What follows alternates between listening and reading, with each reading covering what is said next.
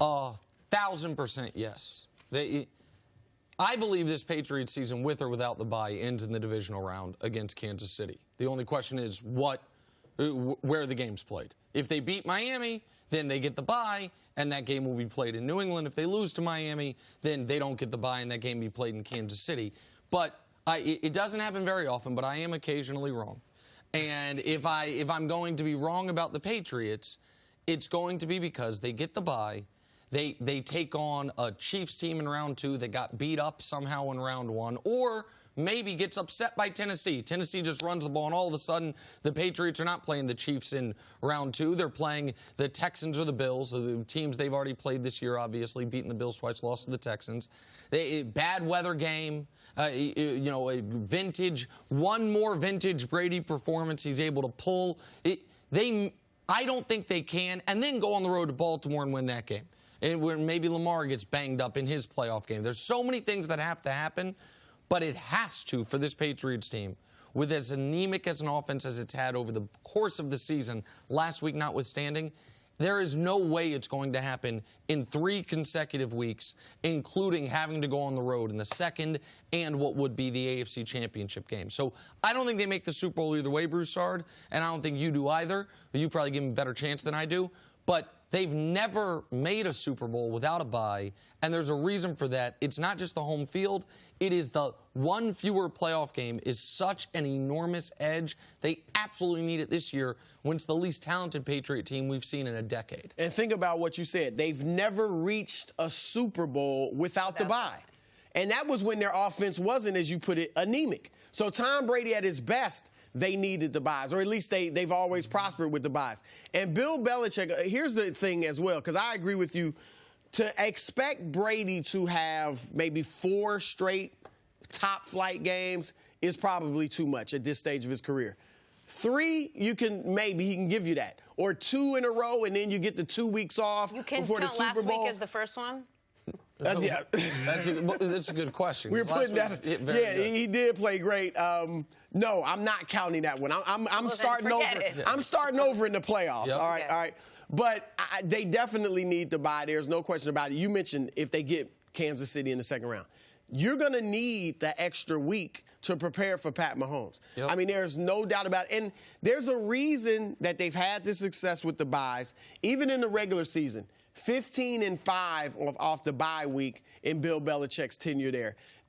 They prepare better than any organization in the league for opponents. So the more time they have to prep for you, the better chance they have of winning. They definitely need to buy. We talk about this tandem a lot, Belichick and Brady, and who really deserves the credit for how well they've played and how far they've gotten over the years. Don't you think that if they were able to get far this year, it would show us that this is Belichick doing this? I mean, Brady's not vintage Brady. I mean, you could really look at the fact that if they could go far or deep into the playoffs, that's fine. This year, if they end up making or winning a Super Bowl, this year certainly goes much more heavily in the Belichick side of the ledger than the previous year. In Tom Brady's defense, the Super Bowl they won a few years ago against Atlanta, that Brady gets to wear all that glory himself, because the Belichick defense with 2 weeks to prepare got shredded for 2.5+ quarters against Atlanta, and then Brady led the greatest comeback any of us have ever seen. But that is going to be the only way that debate is going to become anywhere other than 60-40 one direction or another, Broussard, is if Brady plays somewhere else and he either has immense success, or when Brady's done playing for the Patriots, Belichick has immense success. You're going to have to see them apart with one of them thrive. It's the only way that this debate's going to have any type of resolution. Here's the other thing Belichick's fighting, because you're right. The more success they have as Brady's older, that goes toward Belichick, right, the credit. However, Belichick's had 7 seasons in his career without Tom Brady. They made the playoffs once, okay? 2 times they had a winning record. And even in New England, the year he coached there before Brady was the starter, they won 5 games, I believe. And then the year Brady stepped in from Drew Bledsoe and they won the Super Bowl his first year, they were losing. They had a losing record when Brady stepped in. Yep. So Belichick has to overcome all of that to get the lion's share of the credit over Tom Brady. Well, I'm going to just off the top eliminate Seattle, because I think Seattle has overachieved this year. I picked them to win the division, and even I didn't think they'd be alive for a bye going into Week 17. And they might very well beat San Francisco this weekend. But Seattle, they have a point differential this year of plus 12. They've outscored their opponents in total in the year by 12 points. That is worse than Philly. That is worse than Tampa. That is worse than Tennessee. It's 70 points worse than Dallas. So I say all that to say this. With or without a bye, I do not believe Seattle has the horses to make the Super Bowl. The other three teams do. And I like it. I don't know if during the regular season there's been a bigger Seattle supporter than me, but I think this thing ends in the divisional round of the conference championship game. So now we're talking about San Francisco, New Orleans, or Green Bay. There's a case to be made for any of the three. I believe the answer is Green Bay for this reason. They have an edge that goes along with not only a bye, but home playoff games that those other teams do not have, which is the elements there are so different than almost anywhere else in the league other than maybe Buffalo and New England. But it's even different in Green Bay, given the bitter cold it gets to, the weather they have to deal with. And Green Bay is conditioned for that. And for the first time in a long time, they have a team built to where it can take advantage of it because they have won 12 games this year without Aaron Rodgers having to be brilliant. I understand the home field advantage New Orleans has in that Superdome.